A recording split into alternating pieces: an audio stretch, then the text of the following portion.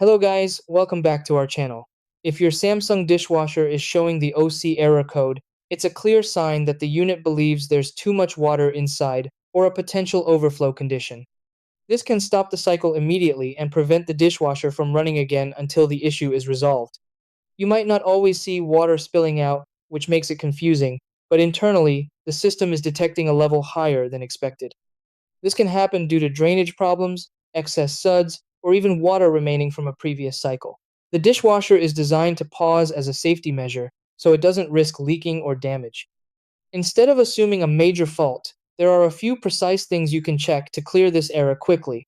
In this video, I'll guide you through exactly how to fix the OC error code and restore normal operation.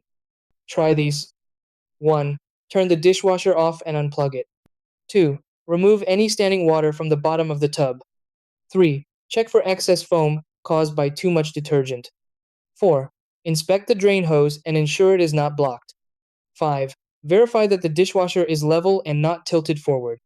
6. Restore power and run a cycle to confirm the error is cleared.